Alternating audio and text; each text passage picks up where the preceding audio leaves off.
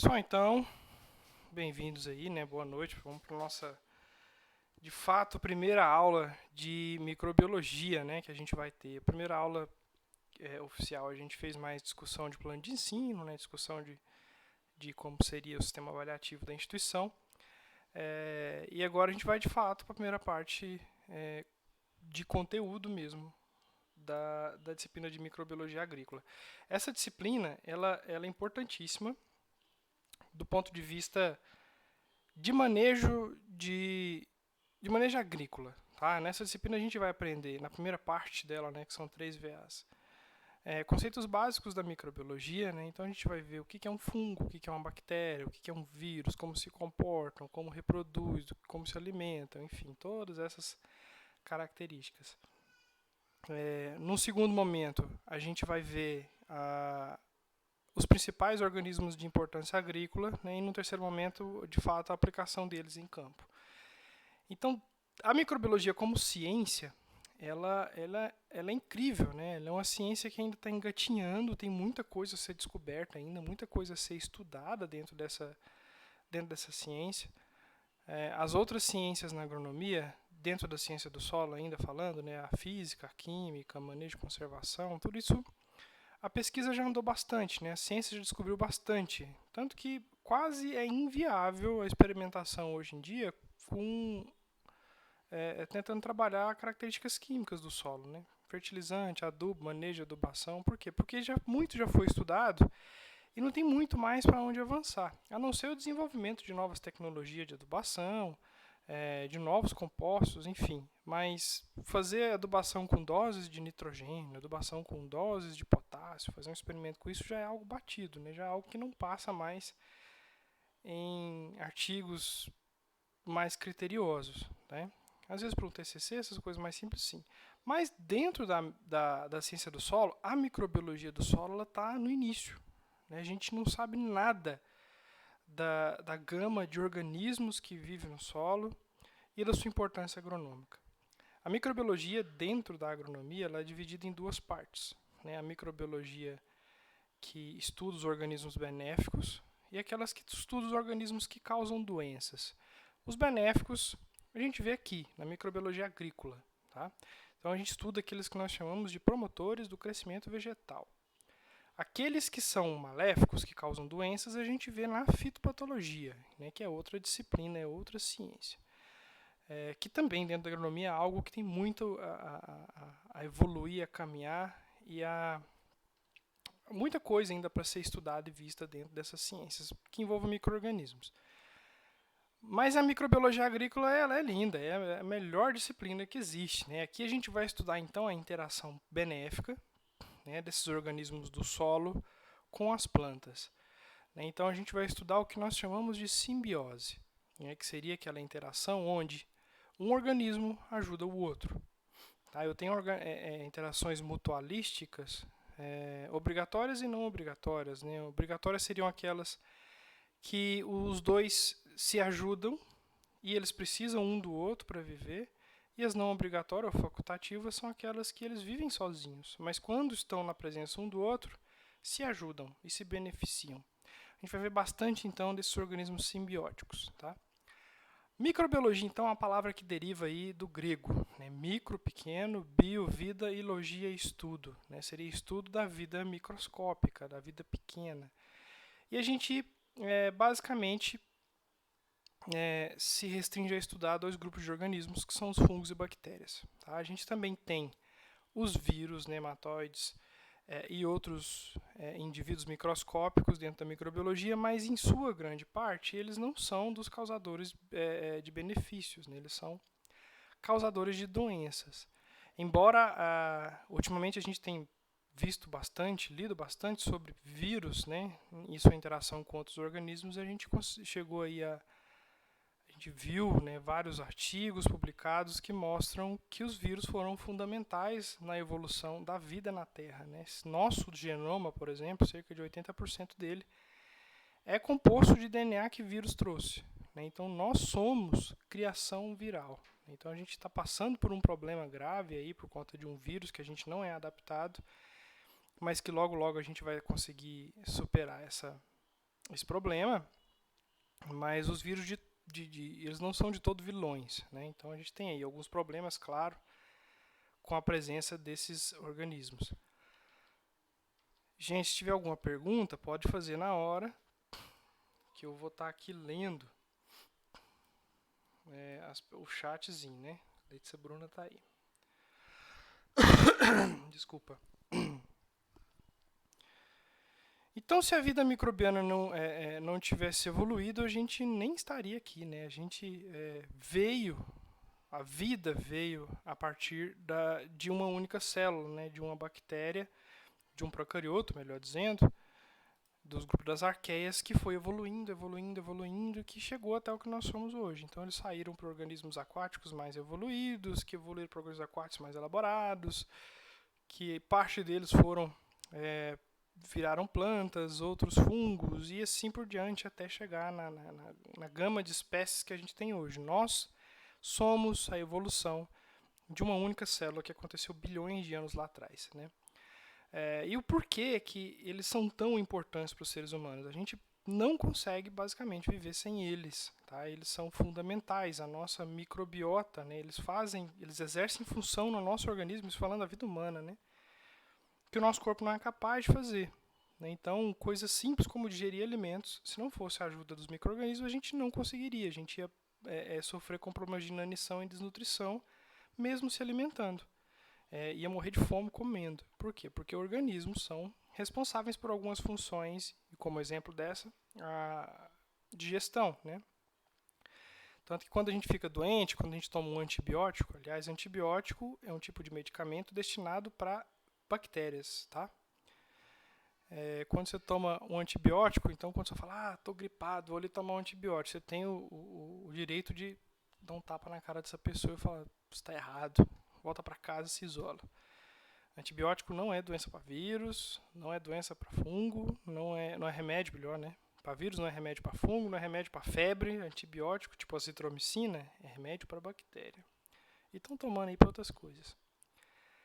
E aí você toma uma dose de antibiótico forte, consegue curar a bactéria que está te infectando. Mas ela também, por exemplo, acaba com as bactérias que te causam bem. Você pode ter o que nós chamamos de disbiose. E aí existem alguns casos que para você repor a sua flora intestinal, por exemplo, que é uma grande afetada, tem um método médico chamado transplante de fezes, né, que o médico pega as fezes de outra pessoa e coloca dentro de você, para que as bactérias dela possam vir povoar sua flora intestinal e você voltar a exercer a função de digestão da maneira correta. Né? Então, os micro-organismos eles têm uma importância gigantesca e a falta deles traz muito problema para a gente. Né? Então, são organismos microscópicos, invisíveis a olho nu. Tá? Eu não consigo ver uma bactéria ou um fungo. Não estou dizendo os macrofungos, como esse cogumelo. Sem a ajuda de um microscópio. Eu preciso da ajuda de uma ferramenta dessa para conseguir ver, e é isso que configura um micro-organismo. Né? São seres microscópicos, invisíveis a olho nu, capazes de se reproduzir sozinho. Tá? Então eu tenho aí diferentes tipos de micro-organismos. Tá? Eu tenho as bactérias e os fungos, são os principais organismos, né? Os principais domínios de micro-organismos. E eu também tenho as arqueias. Tá? O que são arqueias? Arqueias são como bactérias, também são procariotos. A gente vai ver esses termos adiante. Que seguiram outra linha evolutiva. Tá? Então, geneticamente, elas são completamente diferentes das bactérias. Morfologicamente, elas eram consideradas bactérias até pouco tempo atrás. Então, com o advento da engenharia genética, que viu que o DNA delas era muito diferente e acabou separando-as de grupos diferentes. Mas, morfologicamente, são muito parecidas. As arqueias, né, que seriam essas figurinhas aqui em cima, e algumas algas também que são chamadas de bactérias. São seres unicelulares, desprovidos de carioteca, né, que é aquela membrana que envolve o núcleo. Então, o seu material genético está misturado em toda a célula, é bagunçado. Daí o nome procarioto. Eles não possuem carioteca. E eu tenho outros organismos que possuem sim carioteca. Eles têm as suas células com o núcleo dividido, né, a aparência delas é o que a gente vê num ovo frito, onde eu tenho a clara, que seria o conteúdo citoplasmático, e a gema, que seria o núcleo. Então é bem separado, né? O material genético está dentro do núcleo. E esses são os eucariotos. Dentro dos micro-organismos, os eucariotos podem ser os fungos e os protozoários. Tá? Procariotos, bactérias, arqueias e algas. Eucariotos, fungos e protozoários. Tá? E vírus, professor? Vírus é procarioto ou eucarioto? Vírus não é nada. Vírus não é nem um ser vivo. A gente chama de vírus como uma entidade biológica. Como assim, professor? Vírus não é nada. Vírus, eles possuem DNA, tá? Mas eles não possuem outras características que a gente precisa ter para considerá-los como vivos, né? Como, por exemplo, reproduzir sozinho, se movimentar, ter metabolismo, gerar energia, consumir energia. Vírus não faz isso. Vírus ele é só um pedaço de DNA que está boiando, inerte, nada. E aí, quando encontra um hospedeiro, ele usa das organelas desse hospedeiro para produzir sua energia, para trabalhar, para se reproduzir. Então, ele sozinho, ele não é nada. Tanto que o vírus, o nome técnico seria parasita intercelular obrigatório. Fora dele, ele é um cisco. Mas a gente vai ter uma aula, então, para cada um desses termos, para a gente poder aprofundar.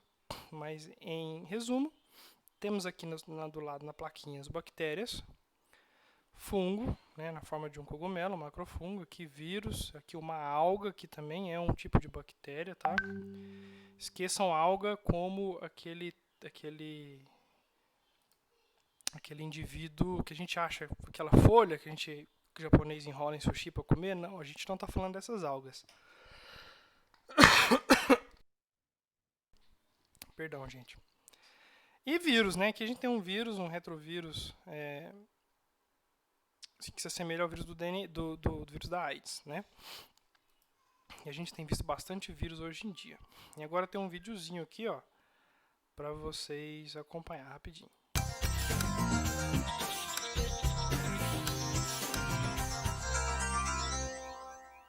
Sejam bem-vindos a esse Nerdologia Ensina. Eu sou o Átila, biólogo, pesquisador e professor de biologia de novo. E no primeiro episódio dessa série especial sobre evolução, o Nerdologia Ensina, a gente vai começar pelo começo, de onde viemos. Tá sem som, pessoal? Tá sem som?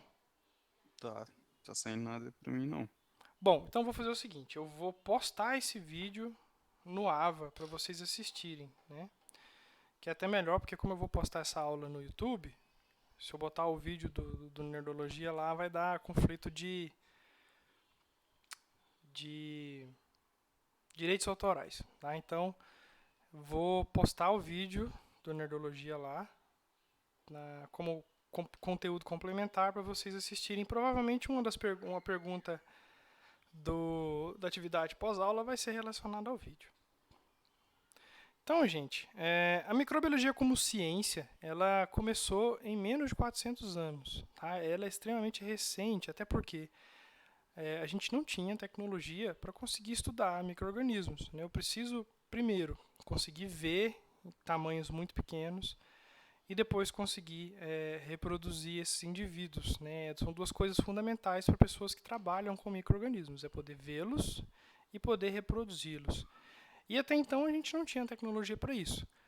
Reproduzir organismo, claro, né, com fermentação, com a decomposição, mas a gente não tinha ciência do que estava acontecendo, né? No tanto que até essa época, antes de Louis Pasteur, que é o pai da microbiologia, acreditava-se que as coisas, numa teoria chamada de geração espontânea, né? As coisas surgiam dos locais. Por exemplo, se eu tenho um corpo em decomposição, o verme nasce do corpo. Se eu tenho uma comida apodrecendo, os fungos nascem dessa comida, né? Se eu tenho um monte de lixo, os ratos nascem do lixo. Então acreditava-se que os seres vivos surgiam dos seus ambientes. O que não é verdade. A gente sabe que, por exemplo, para um fungo crescer, o esporo dele tem que chegar lá primeiro. O problema é que o esporo dele era tão pequeno que a gente não via, e a ideia que tinha é que ele nascia ali, ele surgia ali. Então a geração espontânea foi quebrada pelo pai da microbiologia, Louis Pasteur. A gente vai falar, inclusive, acho que nos próximos 3 slides, né? Então, tem menos de 400 anos de história a microbiologia como ciência, né? As primeiras ideias sobre doenças e fermentações causadas por micro-organismos, elas surgiram na Europa ocidental, tá? E alguns povos antigos já tinham condutas, normas de etiqueta relacionadas à presença do micro-organismo, mas sem saber da existência deles. Como, por exemplo, culturas muito antigas já enterravam seus corpos, né, dos seus mortos. Por quê? Porque sabia-se que se eu conviver com um corpo em decomposição, eu vou ter doenças. Não sabia que a causa dessas doenças poderiam ser micro-organismos, mas sabia que tinha doença, né? Na própria Bíblia tem trechos que proíbe o ser humano, proíbe o cristão de algumas condutas, como, por exemplo, no Antigo Testamento era proibido, tinha um livro, Levítico, se não me engano, que proibia o ser humano de comer carne de porco, animais encontrados mortos e frutos do mar. Por quê? Na Bíblia dizia-se que Deus não se agradava dessa conduta.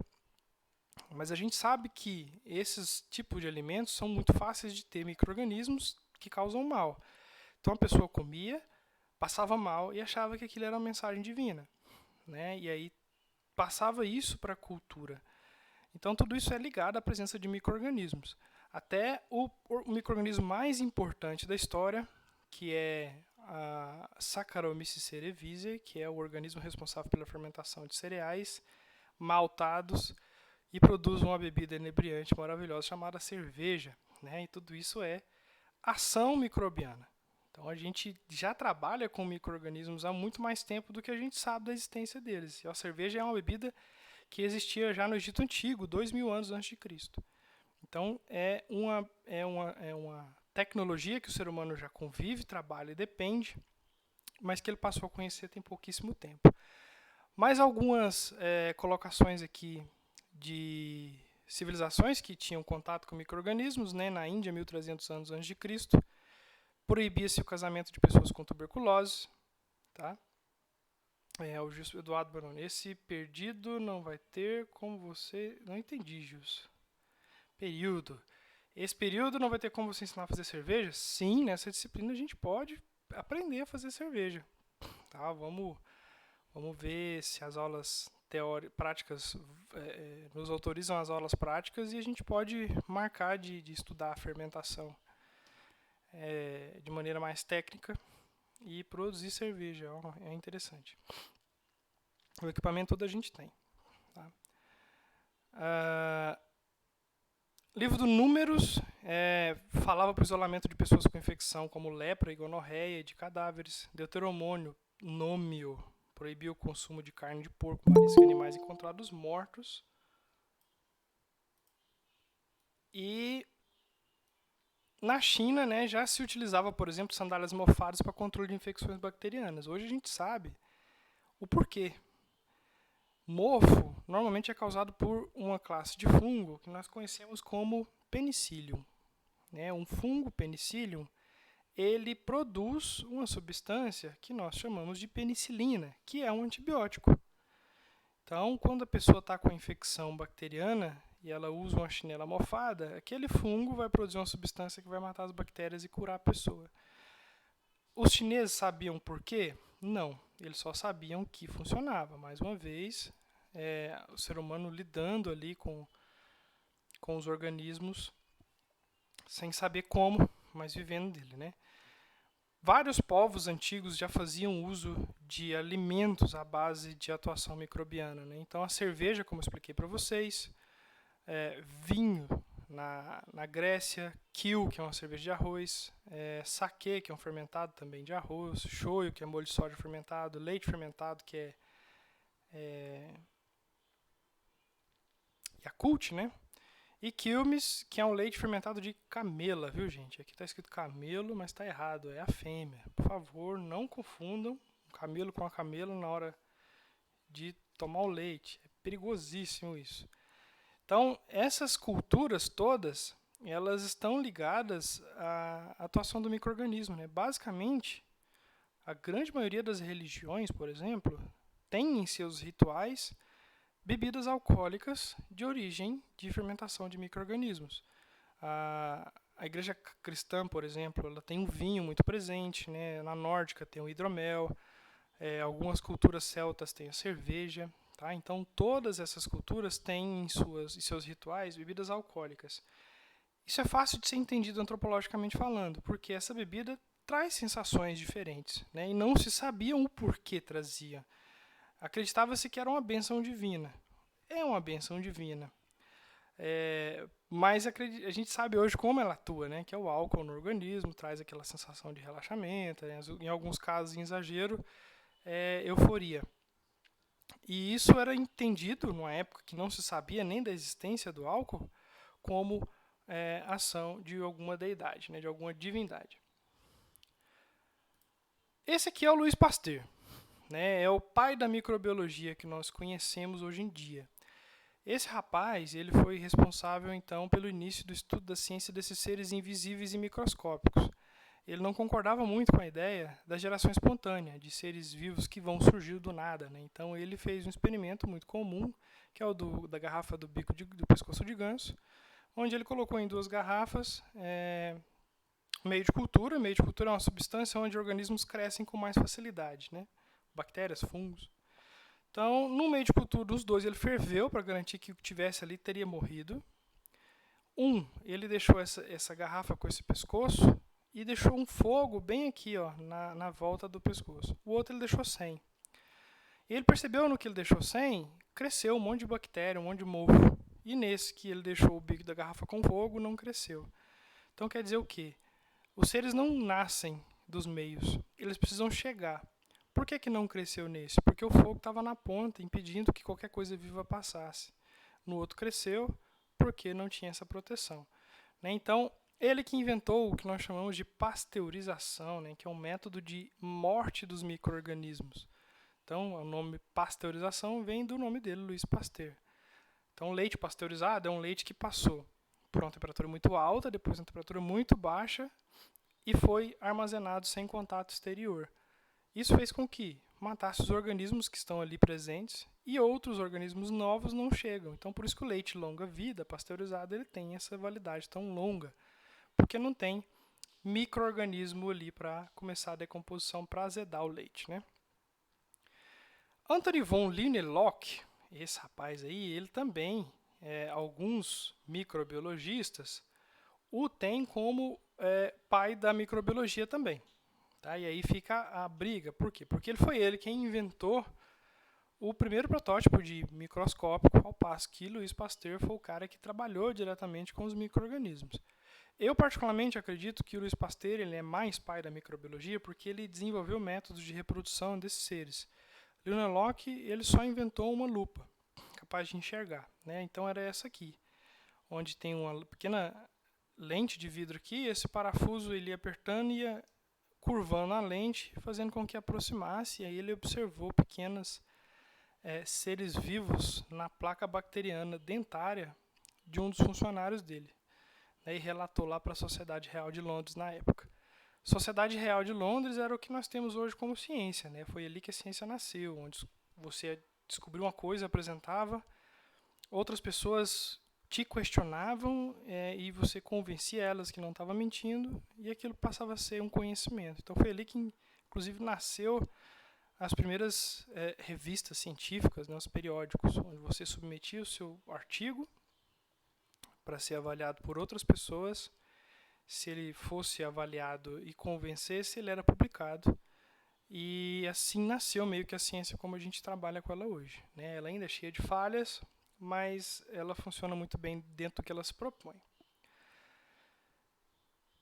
Alguma pergunta, gente? Alguma colocação? Estou indo rápido demais? Espero que não. Então, temos aqui o próximo, né, tópico. Micro-organismos e os seres humanos. Então, nesse restantinho de aula aqui, a gente vai ver aqueles organismos que têm maior influência direta na vida humana, né, que são aqueles que causam doenças. A gente tem inúmeros organismos que causam benefícios. A gente tem organismos, inclusive, que vivem na nossa pele, que servem como protetor solar natural, para vocês terem ideia. Tem até uma linha de pesquisa lá no Rio de Janeiro, que o pessoal está tentando multiplicar esses organismos que vivem na pele para fazer um protetor solar biológico mais eficiente, né? Então eles nos protegem até das radiações solares, para ver o nível de interação que a gente tem com esses organismos. Mas a grande causa de mobilização e preocupação são aqueles que nos causam mal, né? Então a gente tem aí os causadores de doenças. Basicamente são fungos e bactérias. Tá? As principais doenças microbiológicas bacterianas que a gente mais tem conhecimento, a dor de garganta, faringite, algumas doenças sexualmente transmissíveis. Tá? A gente tem bastante doenças fúngicas também, mas essas são menos graves em relação à nossa saúde, né? A gente consegue conviver com elas muito bem, como por exemplo aqui a famosa unha de vô, né? Todo avô tem essa unha aqui, ó, vocês podem verificar. Então dá uma olhada aí na unha do pé do seu pai.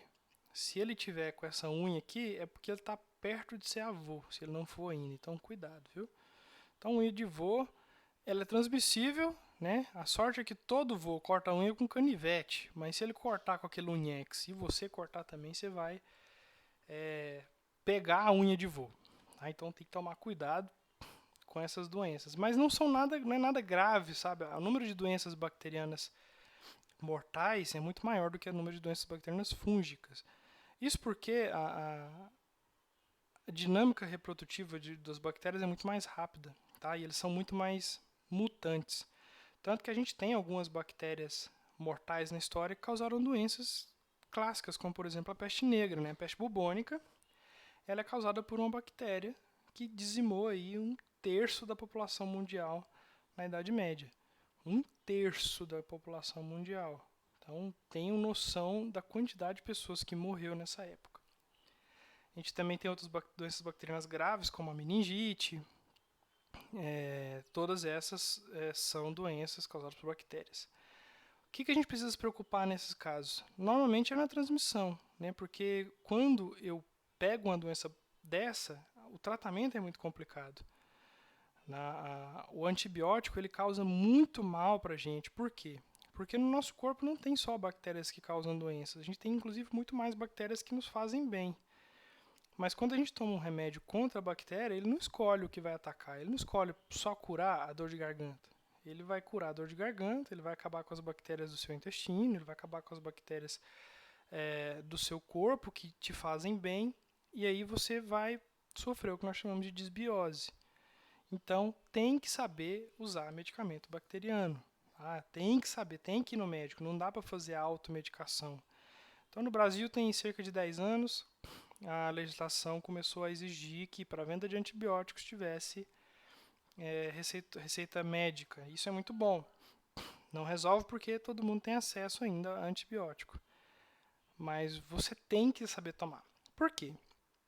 Vamos supor que você está com uma bactéria dessa na dor de garganta. E aí você toma um antibiótico. E aí você toma 2 dias. E aí, 2 dias, o antibiótico meio que dá uma enfraquecida nessas bactérias, e o seu sistema imunológico vai lá dar um jeitinho nelas. Aí você passa os sintomas. Aí você para de tomar um remédio. O que aconteceu nesses 2 dias? Só as bactérias mais fracas morreram. Das milhões de bactérias que estavam na sua garganta. E aí você toma um remédio só 2 dias, o que sobrou? Sobrou as mais fortes que vão reproduzir. Vão reproduzir e na próxima dor de garganta, talvez aquele remédio não funcione. Aí você precisa tomar um antibiótico mais forte. E aí vai chegar um momento em que vai ter uma bactéria que nada mata. E existe essa bactéria. Ela é chamada de superbactéria e um dos gêneros espécies conhecidos é a Escherichia coli, que causa cólera. É a famosa bactéria da infecção hospitalar. Pegou ela, papum, porque não tem remédio que mate essa bactéria. O que mata ela? Só seu sistema imunológico. E normalmente essa bactéria ataca quando o seu corpo está debilitado. Quando ele está, às vezes, passando por outra doença, e aí o seu corpo tem que batalhar contra mais de uma coisa e normalmente ele não consegue vencer essa batalha. Então, muito cuidado, gente, na hora de tomar medicamento sozinhos, né, a automedicação. E na agricultura? Na agricultura, então, a gente tem aí uma ampla quantidade de organismos que a gente consegue trabalhar e utilizá-los, né, de maneira benéfica. Né? As plantas também são dependentes de organismos simbiontes promotores de crescimento. aqui na figura a gente tem duas classes de organismos importantíssimos, que são as bactérias fixadoras de nitrogênio, que faz FPN, e do lado de cá nós temos, do lado direito, temos os fungos micorrízicos. Tá? Então eu tenho aqui uma bactéria e um fungo. As bactérias fixadoras, elas são responsáveis por pegar o nitrogênio do ar e dar para a planta. Tá? Então a gente economiza milhões de dólares por ano com adubação nitrogenada por conta de uma bactéria que não cobra nada para fazer isso. E já os fungos micorrízicos são os fungos de solo que vão atuar como extensão da raiz. Né? Então aqui na figurinha eu tenho essa raiz marronzinha e aqui em branco é um fungo micorrízico. Então, antes a planta conseguia absorver água e nutrientes só onde a raiz dela estava, que é esse pouquinho aqui, ó, só em volta desses fiapinhos marrom.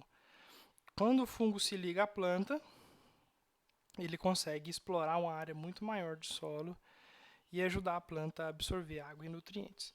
Então, são organismos extremamente eficientes na hora de se nutrir, na hora de beneficiar plantas. Dentro da agronomia ainda, da agricultura, a gente tem a produção de alimentos, né, que é a nossa atribuição. Alguns micro-organismos eles são fundamentais na produção de alimentos, como a produção de bebidas alcoólicas fermentadas, como a gente viu, cerveja e vinho, e de destilados também. Outro grupo de organismos também importantíssimos são as bactérias fermentadoras de laticínios, né, produtoras de queijos. Então, todos os queijos que existem, das inúmeras variedades de queijos existentes, são produto da ação de bactérias. Também são bastante utilizados em alimentos. E a gente também pode se alimentar desses organismos in natura, né, como é o caso dos cogumelos comestíveis. Então, a gente tem aí cogumelos que são alimentares. Inclusive, eles podem ser divididos em 3 tipos. 4. Né, os comestíveis, os funcionais, os recreativos e os venenosos. Tá? Todo cogumelo, gente, ele é comestível. Alguns uma vez só. Depois você não consegue comer mais porque você morreu, né? Os comestíveis são aqueles cogumelos que são utilizados na gastronomia. Né? Então, no shiitake, o shimeji, o champignon, são todos cogumelos que podem ser utilizados na agronomia. Os funcionais são, na agronomia não, na gastronomia, nem comidas. Os funcionais são cogumelos que também têm ação farmacêutica, né? Eles podem servir como remédios. Então, da mesma maneira que a gente tem chás e garrafadas, né? A gente também tem alguns cogumelos medicinais. A gente tem os venenosos, que o próprio nome já diz, onde você, se você comer, você vai se intoxicar e pode vir à morte, né? E eu tenho também os recreativos /alucinógenos, né? Que são cogumelos que alteram o estado de consciência, que também são bastante perigosos. Alguns cogumelos eles não são nada, tá? Eles podem ser comidos, mas eles não são gostosos, que ainda tem esse negócio, né? Às vezes ele não é tóxico, ele não é funcional, ele não é venenoso nem alucinógeno, mas ele também não é gostoso, tá? Então, para ele ter uma função dentro da gastronomia, não basta só ele não ser venenoso, ele também tem que ser saboroso, né? Ele tem que ser palatável. Outra função interessante recente que a gente tem visto no uso de organismos é na produção de energia, né? Fungos, por exemplo, eles têm em sua biomassa, algumas espécies, até 70% de gordura. Eles são gordos mesmo. E essa gordura pode ser facilmente transformada em biodiesel, né? Da mesma maneira que os organismos são os responsáveis pela produção atual de biocombustíveis, né? Que seria o álcool, o principal biocombustível que a gente tem. Vem da fermentação alcoólica da Saccharomyces cerevisiae. E aí outra classe, então, pode ser a extração de gordura desses fungos para fazer biodiesel, que inclusive foi um experimento do meu mestrado, onde eu produzi fungo a partir da lagoa de decantação de dejeto de suíno, de bosta de porco. E aí a gente pegava aqueles fungos lá, extraiu o óleo e fez biodiesel dele, e ficou um biodiesel muito bom. Não foi para frente porque o processo de produção e extração dele estava complicando a vida, né? Era um processo mais de pesquisa. Mas a gente teve bons resultados, né? Outro uso interessante de micro-organismo dentro da agronomia é na biotecnologia de transgênicos. Eu consigo usar, a gente ainda vai ver melhor isso aqui lá na aula de bactérias, um grupo de bactérias chamado Agrobacterium, que ela consegue mudar o DNA de células vegetais. Ela consegue entrar e alterar o DNA. E aí, quando você usa essa bactéria para inserir um DNA seu de interesse, você consegue gerar produtos transgênicos a partir de uma bactéria. Então, foi assim. Essa é uma das principais tecnologias da produção de transgenia que a gente tem. Então, quando a gente vê uma variedade BT, né, tem a soja BT, o milho BT, essas variedades recebem esse nome porque tem um gene de uma bactéria chamada Bacillus thuringiensis, que é o BT, né, que é uma toxina que atinge principalmente insetos mastigadores de folha. Então, o inseto vai lá, uma lagarta, vai lá e come a folha e morre. Então, essa planta passa a ser tóxica para o seu predador a partir do uso dessa tecnologia de um gene de uma bactéria, né, de outro ser vivo. Então, os fungos, né, os principais, os cogumelos, né, são estruturas de um grupo fúngico, como eu expliquei naquele slide, eu acabei me antecipando. Eles podem ser divididos, então, em orgânicos funcionais, em alimentícios, em recreativos e os tóxicos, né, como eu expliquei para vocês. Aqui no canto eu tenho o que nós chamamos de Amanita muscaria, aqui eu tenho um agaricus. Esse Amanita muscaria é aquele cogumelo do Mario, né? Ele é extremamente tóxico e alucinógeno. Então, se vocês verem um desse por aí, aqui no Cerrado é dificílimo a gente achar. Ele é mais um cogumelo de climas tropicais, né? De climas temperados. Então, mais para o sul a gente começa a encontrar mais. E ele é o Amanita muscaria. Eu tenho outros cogumelos do gênero Amanita que são alimentícios, né? Então, vocês verem, nem mesmo organismos do mesmo gênero, da mesma família, necessariamente todos vão causar problemas, né? O Amanita, que cresce bastante no Chile, ele é uma iguaria muito utilizada na alimentação humana.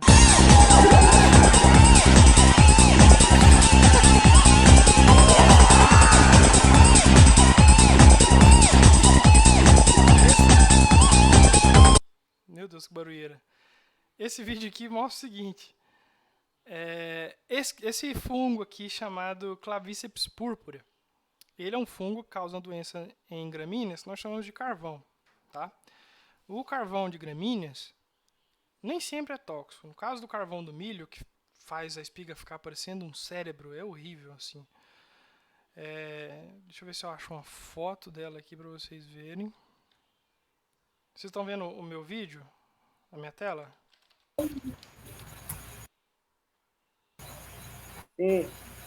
Sim. Então, né? Deixa eu aumentar de novo o volume aqui que eu não escutei vocês. Aqui, ó, o carvão do milho é esse aqui, ó. Fica parecendo um cérebro. É horrível essa doença. Só que isso é comestível. Chinês paga caríssimo nisso aqui, ó. Caríssimo. As conservas. Na roça tem direto isso aí. E quer ver uma conserva de carvão do milho? Eu não esqueci o nome. Mas causa alguma coisa, Jadson? Hã? Não. Do milho, não. O do milho é comestível e é uma iguaria. Só é feio. Mas tem quem goste. Chinês mesmo adora. Mas quando esse fungo, o mesmo fungo, ataca, por exemplo, o trigo, aí sim, ele gera essa doença que a gente chama de esporão. Que é um fungo que causa alucinações. E às vezes a pessoa consome demais e começa a engrossar o sangue, dá gangrena nas extremidades, não? Então ponta de dedo, ponta de nariz, ponta de orelha, todas as pontas vão secar e morrer, né? Secar e cair, apodrecer. Então é uma doença muito séria, né? Tanto que na Idade Média se utilizava muito de trigo e essa doença acontecia com frequência e às vezes a pessoa fazia o pão com esse trigo e a pessoa comia o pão desse trigo e ficava doidona. E aí o que se fazia na cidade? Fogueira, né? Porque é o demônio que está no corpo da pessoa e a pessoa era levada para a fogueira e morria lá queimada. Quem mais ia para a fogueira? A pessoa que fez o pão, que normalmente recebia o título de bruxa, que fez aquilo com a pessoa, né? Então, a Idade Média era uma época muito esclarecida, né, que causou muitos problemas aí por conta da perseguição religiosa. Então, esse fungo ele é muito comum aqui no Brasil, em gramíneas, e tem que tomar bastante cuidado na hora do processamento de grãos, né? Equipamentos agrícolas mais modernos, né, colheitadoras, conseguem, através de análise em laser, acabar separando os grãos xoxos e os grãos podres dos grãos viáveis. Então, a tecnologia auxilia bastante nisso. Tanto que é até bíblico, né, separar o joio do trigo, separar o grão ruim do grão bom. Não sabia porquê, mas boa parte dessas crenças podem ter surgido por conta da ação dos micro-organismos. Tá? Pessoal, então vamos fazer o seguinte. A atividade pós-aula de hoje... Deixa eu parar a apresentação aqui. A atividade pós-aula de hoje vai ser a seguinte. Eu vou passar aquele vídeo lá do Nerdologia. Tá? Vou colocar ele lá em atividades pré-aula. E eu vou fazer uma pergunta da minha aula, do que eu falei aqui, tá bom? Essa aula está sendo gravada, eu vou disponibilizar ela lá também. Então, para quem não pôde vir na aula, a pessoa tem que assistir para responder a pergunta. Peço a vocês, francamente, de coração, que não deem a resposta para o colega. Não é uma pergunta difícil. Quem assistiu a aula hoje vai conseguir se responder tranquilamente. Mas é justo vocês que ficaram aqui quase uma hora me escutando falar, passar a resposta para alguém que não teve esse trabalho, tirar a mesma nota que você, não é justo. Tá? Não é justo e sejam ponderados em relação a isso. Não vi ninguém com câmera ligada. Eu não sei nem quantas pessoas estão, eu não sei nem se eu estou falando sozinho. Posso estar uma hora. O Gil Tinha câmera ligada. Tinha, né? Tinha uns 2 aí. A grande maioria, eu tenho tudo gravado aqui, tudo gravado. Então é isso. Alguém tem alguma dúvida, alguma pergunta na aula de hoje? Oi, cadê minha tela? Achei, tá ali em cima. Alguma pergunta, alguma colocação na aula de hoje? Vai ter data para vencer não, né? Isso que eu ia explicar. Não, por enquanto tem muito aluno com problema de acesso ao AVA, a gente vai deixar todas as atividades abertas. Tá? O que eu vou fazer? Eu tenho acesso de quem está matriculado na minha disciplina. Para esses, vai valer o prazo. Tá bom? Tá, professor, eu respondi 2 dias depois, mas você estava com acesso, eu vou desconsiderar a sua resposta. Tá? Mas aí o colega que está sem acesso, depois, quando ele entrar, ele vai poder responder os questionários, as perguntas da semana passada, retrasada, enfim, da que for necessária para ele cumprir todas as atividades para ganhar a nota dele. Então, vocês que estão com acesso ao AVA, já sai daqui, já vai lá e responde a pergunta, não tem erro, não tem problema nenhum. É até mais fácil, que vocês estão com a cabeça fresquinha da aula e já responde. Eu acabando aqui, eu vou subir o vídeo da aula e vou postar a atividade lá no AVA. Certinho? Ok, então. Então,